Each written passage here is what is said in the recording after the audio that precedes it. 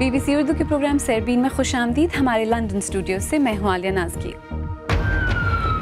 پاکستان میں شدت پسندی کے خلاف جنگ ایک عرصے سے جاری. کئی منصوبے بھی بنے لیکن آخر ملک کے سویلین سیکیورٹی اداروں کو کیوں مضبوط نہیں کیا جا سکا؟ یمن میں 80 لاکھ افراد کو خوراک کی قلت کا سامنا. جنگ کے خاتمے کے لیے فریقین کی سوئٹزرلینڈ میں ملاقات.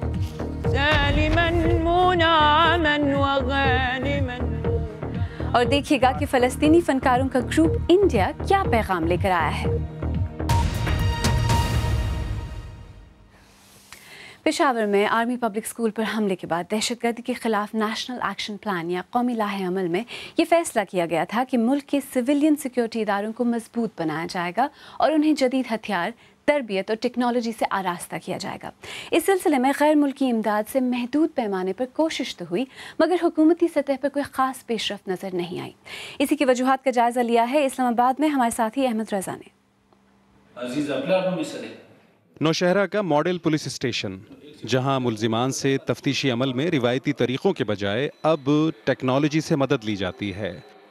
خفیہ کیمرے سب کچھ ریکارڈ کرتے ہیں اور ملزم کو پتہ بھی نہیں ہوتا. آپ کے ساتھ دوسرے کون کون ہیں ان کے بارے میں نہیں بتا رہا.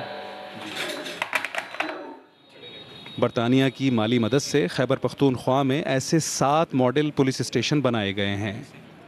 ماضی میں ہم ان کو نوٹ کرتے تھے اور پھر اس کو پیپر پہ لکھ کے یا دھیان ہوتا تھا یا نہیں ہوتا تھا. اب جو ویکنیسز ہے اس کو بار بار ریپیٹ کر کے تو اس میں ہمیں بہت اچھی کلوز مل جاتی ہے اور کیس ٹریس کرنے میں آسانی ہوتی ہے اس انٹروگیشن روم کی مدد سے. پولیس کا فرض مدد آپ کی. ان ماڈل تھانوں میں نہ صرف معیاری اور بہتر سہولتیں فراہم کی گئی ہیں بلکہ پولیس کو مردوں اور عورتوں کے ساتھ یکساں اور باعزت طور پر پیش آنے کی تربیت بھی دی جا رہی ہے. مگر یہ سب کچھ ملک کے چند تھانوں تک محدود ہے. زیادہ تر علاقوں میں پولیس آج بھی بنیادی سہولتوں، جدید ٹیکنالوجی اور تربیت سے محروم ہے. اسلام آباد میں اس طرح کے ناکوں پہ عام طور پہ 4 پولیس والے تعینات ہوتے ہیں. ایک انچارج ہوتا ہے، 2 گاڑیوں کی تلاشی پہ مامور ہوتے ہیں اور ایک مورچے پہ ہوتا ہے.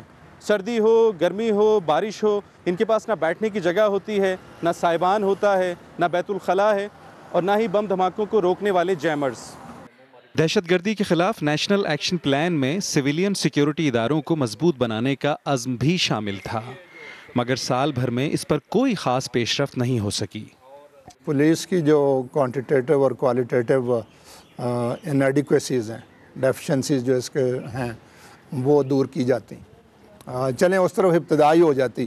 پولیس اگر اپنا کام صحیح کرے تو رینجرز اور آرمی کا بیک اپ جو ہے وہ بہت کم سچویشنز میں ریکوائرڈ ہوگا.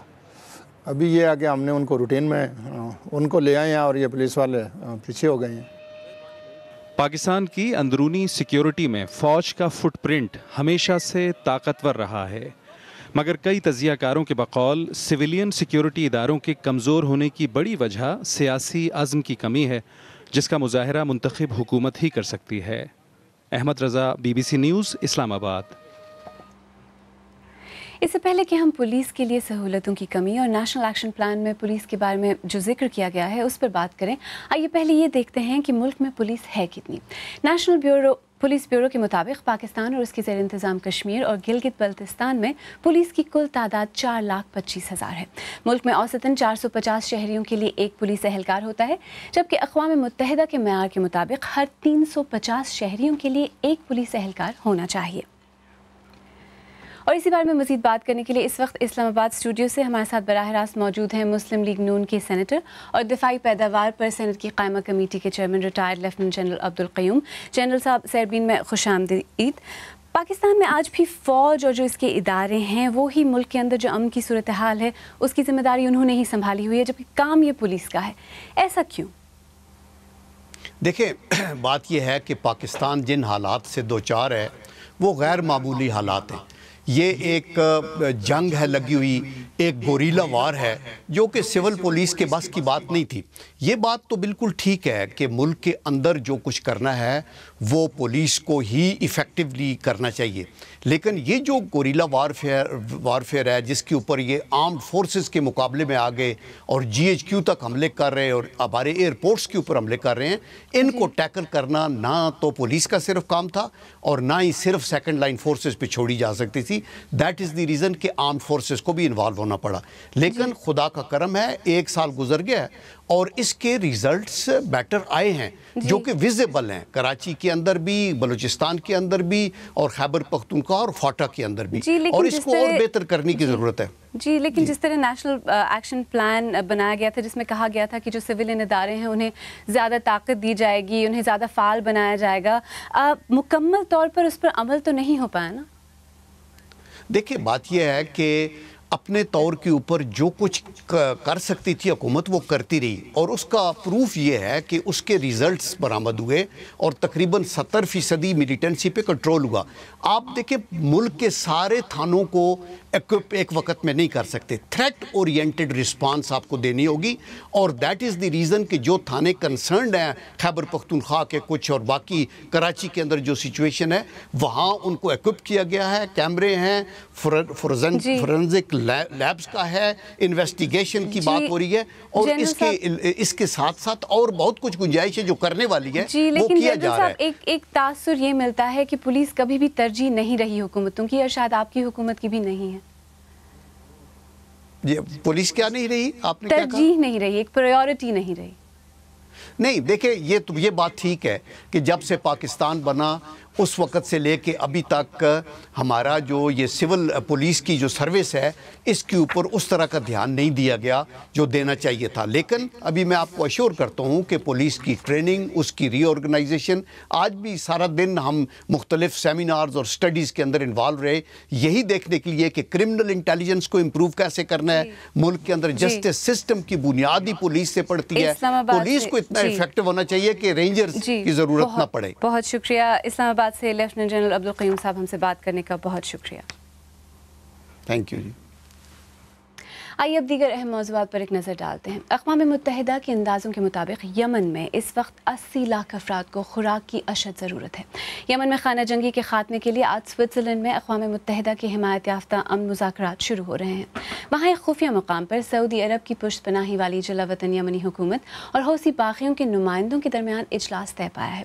جنیوا سے ایموجن فوکس کی رپورٹ پیش کر رہی ہیں مہاپارا صفدر۔ یمن کی جنگ نے کسی کو نہیں چھوڑا۔ سعودی عرب کی حمایت یافتہ یمنی حکومت اور ایران کی حمایت یافتہ حوثی باغیوں کی گزشتہ 9 ماہ سے جاری جنگ میں لاکھوں افراد بے گھر ہو گئے ہیں، ہزاروں افراد کی جانیں ضائع ہوئی ہیں، حتیٰ کہ چھوٹے بچے بھی گولیوں کی زد میں ہیں۔ امدادی ایجنسیوں کا کہنا ہے کہ یمن کے عام شہری زیادہ عرصے تک امن کا انتظار نہیں کر سکتے۔ مجموعی انسانی حالات کسی بھی سانحے سے کم نہیں ہے۔ یمن میں اوسطاً روزانہ 25 افراد ہلاک ہوتے ہیں اور تقریباً 125 زخمی ہوتے ہیں۔ ایسا گزشتہ 8 ماہ سے زیادہ عرصے سے ہو رہا ہے۔ شہری آبادی کئی محاذوں پر متاثر ہو رہی ہے، فضائی حملے جاری ہیں، زمین پر گھمسان کی جنگ ہے اور شے خورد و نوش کی نقل و حرکت پر بھی پابندی ہے۔ خوراک کی قلت ہے اور ہسپتالوں پر حملے ہو رہے ہیں۔ اقوام متحدہ کو امید ہے کہ سوئٹزرلینڈ میں بند کمرے میں ہونے والے مذاکرات مستقل جنگ بندی کے حصول میں مدد دیں گے اور جنگ کے خاتمے کے لیے کوئی معاہدہ ہو جائے گا، لیکن اس سے پہلے ہونے والے مذاکرات ناکام ہو چکے ہیں۔ سفارتکاروں کو خدشہ ہے کہ اگر اس مرتبہ بھی کسی معاہدے پر نہ پہنچا جا سکا تو یمن شدید بحران میں گھر جائے گا اور القاعدہ اور دولت اسلامیہ جیسے شدت پسند گروہ یہاں اپنا مستقل قدم جما سکتے ہیں۔ ایموجن فوکس کی رپورٹ۔ دہشت گردی سے نمٹنے کے لیے پاکستان سمیت 34 اسلامی ممالک نے سعودی عرب کی قیادت میں ایک فوجی اتحاد تشکیل دینے کا اعلان کیا ہے۔ اس اتحاد میں مصر، قطر اور عرب امارات جیسے کئی عرب ممالک کے ساتھ ساتھ ترکی، ملیشیا، پاکستان اور افریقی ممالک شامل ہیں، لیکن اس میں ایران کا نام شامل نہیں ہے۔ اس فوجی اتحاد کا مشترکہ آپریشن سینٹر ریاض میں ہوگا۔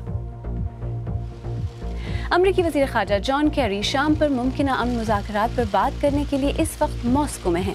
انہوں نے اپنے روسی ہم منصب سرگئی لاوروف سے ملاقات سے پہلے کہا تھا کہ انہیں امید ہے کہ وہ کسی اتفاق رائے پر پہنچ سکیں گے۔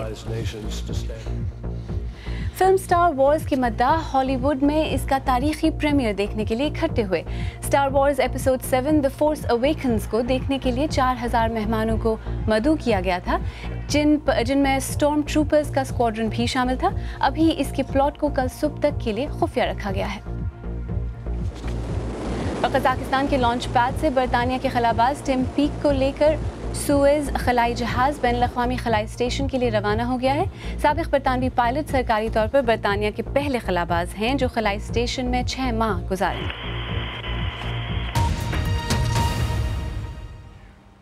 بی بی سی اردو کے پروگرام سیربین میں آگے چل کر دیکھیے گا، ساؤتھ چائنا سی میں چین کی جانب سے جزیروں کی متنازع تعمیر، بین الاقوامی پانیوں کے باوجود سب کو علاقے سے دور رہنے کی تنبیہ۔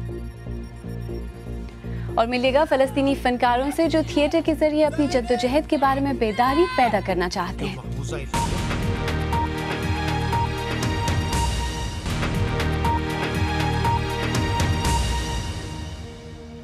بی بی سی اردو کے پروگرام سیربین میں ایک بار پھر خوش آمدید، میں ہوں عالیہ ناز کی۔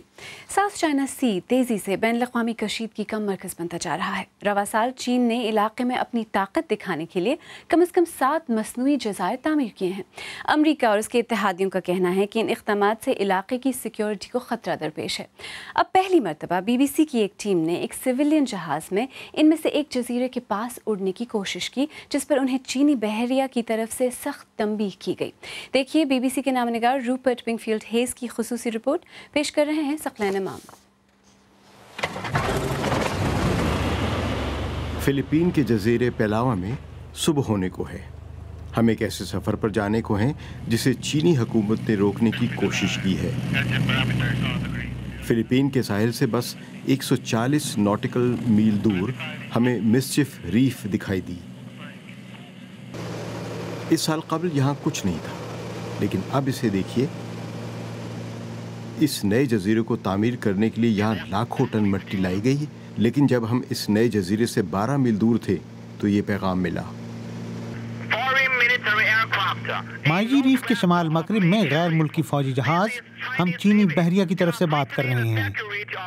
آپ ہمارے اسٹیشن کی سیکیورٹی کو خطرے میں ڈال رہے ہیں۔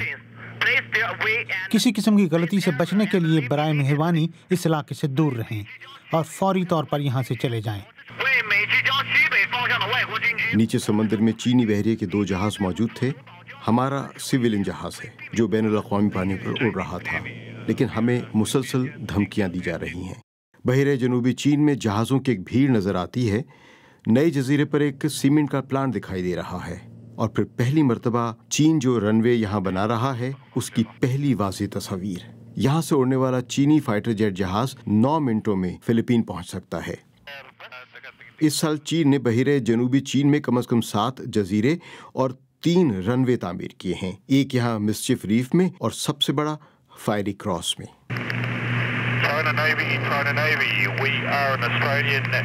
چائنا نیوی ہم ایک آسٹریلوی ہوائی جہاز ہیں اور بین الاقوامی فضائی حدود میں پرواز کے اپنے حق کو استعمال کر رہے ہیں۔ ہم نے سنا ہے کہ ایک آسٹریلوی فوجی طیارے نے بھی عالمی سمندر میں پرواز کر کے اپنا حق جتایا۔ چین اس سمندر میں کنٹرول قائم کرنے پر مصر ہے، جبکہ امریکہ اور اس کے اتحادی کہتے ہیں کہ وہ یہ نہیں ہونے دیں گے، لیکن جیسا کہ ہم نے دیکھا شاید اس میں پہلے ہی بہت دیر ہو گئی ہے۔ روپرٹ ونگفیلڈ ہیز کی خصوصی رپورٹ۔ اور ہماری ویب سائٹ bbcurdu.com پر جو خبریں بہت زیادہ پڑھی جا رہی ہیں ان میں دہشت گردی کے خلاف 34 اسلامی ممالک کے فوجی اتحاد کے قیام سے متعلق خبر، اور ڈھاکہ یونیورسٹی کی جانب سے پاکستان سے تعلیمی ناطہ توڑنے کی خبر میں لوگوں کی خاصی دلچسپی رہی۔ اور فلسطین کا ایک مشہور تھیٹر گروپ آج کل انڈیا میں ہے، جہاں وہ مختلف شہروں میں انڈیا کے تھیٹر گروپ جن ناٹیم منچ کے ساتھ مل کر نکڑ ناٹک پیش کرے گا۔ جنین کے فریڈم تھیٹر گروپ کے اس ٹور کو آزادی جتھا کے نام سے منسوب کیا گیا ہے، اور اس کا مقصد ثقافتی اشتراک کے ساتھ ساتھ فلسطینیوں کی جدوجہد کے بارے میں بیداری پیدا کرنا ہے۔ تھیٹر گروپ کے نوجوان اداکار آج کل دلی کے صفدر اسٹوڈیو میں ریہرسل میں مصروف ہیں۔ دلی سے سہیل حلیم۔ لمبے انتظار کے بعد زیتون کی فصل تیار ہے۔ فلسطینیوں کے لیے یہ جشن کا موقع ہے، لیکن زیادہ دیر کے لیے نہیں۔ اسرائیلی فوج آ پہنچی ہے۔ چند ہی لمحوں میں چاروں طرف ماتم چھا جاتا ہے۔ یہ پوری قوم کی آہ ہے۔ یہ فلسطینی جدوجہد کی کہانی ہے، مقبوضہ علاقوں میں زندگی کے ہر پہلو کی ایک جھلک۔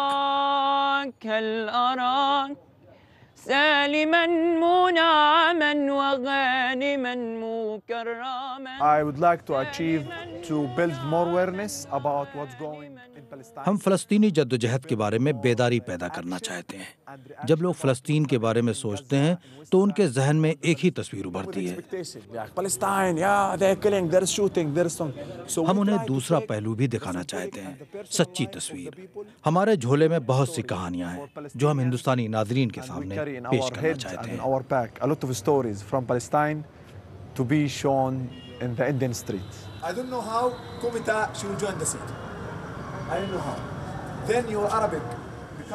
یہ نوجوان اداکار جن ناٹیہ منچ کے ساتھ مل کر ملک کے کئی شہروں میں یہ کہانی پیش کریں گے۔ مہمان صرف عربی بولتے ہیں اور میزبان ہندی۔ اسٹیج پر دو زبانوں کا یہ امتزاج آسان نہیں ہے۔ ہندوستان فلسطینی جدوجہد کا پرانا ہمدرد ہے، لیکن مشرق وسطیٰ میں اس کی پالیسی اب کچھ بدلی ہے۔ لیکن جہاں تک عوام کی بات ہے، جہاں تک جنتا کی بات ہے، اس میں شک کی بات نہیں ہے کہ آج بھی ہندوستان کا عوام، ہندوستان کی جنتا فلسطین مکتی سنگھرش کے ساتھ کھڑی ہے، اور اسی پریپیکش میں یہ ایک کلاتمک کولیبریشن دو تھیٹرز کے بیچ میں ہو رہا ہے۔ یہ تھیٹر گروپ ایک خواب لے کر آیا ہے جو مقبوضہ علاقوں میں عرصے سے دیکھا گیا ہے۔ Freedom and peace. ہمیں آزادی اور امن چاہیے۔ ہم ایک ایسے مستقبل کا خواب دیکھتے ہیں جہاں ہم بغیر کسی چیک پوائنٹ کے آ جا سکیں، کام کر سکیں، جہاں ہمیں ہر موڑ پر اپنا شناختی کارڈ اسرائیلی فوج کو نہ دکھانا پڑے۔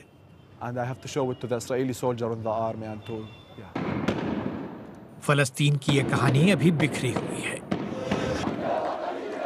اسے سمیٹنے میں وقت لگے گا۔ سہیل علی، BBC نیوز، دلی۔ اگر آپ چاہیں تو مجھ سے اور ہماری ٹیم کے دیگر ساتھیوں سے ٹویٹر پر بھی رابطہ کر سکتے ہیں۔ میرا ٹویٹر ہینڈل ہے @عالیہ۔ اس کے ساتھ ہی سیربین اختتام کو پہنچا۔ پروگرام میں پیش ہونے والے موضوعات پر اگر آپ اپنے خیالات کا اظہار کرنا چاہیں تو فیس بک پر ہمارا صفحہ حاضر ہے۔ آپ ہمارے ٹویٹر ہینڈل @BBC اردو کے ذریعے بھی ہم سے رابطہ کر سکتے ہیں۔ کل پھر حاضر ہوں گے، تب تک bbcurdu.com دیکھتے رہیے۔ عالیہ ناز کی کو اب اجازت دیجیے۔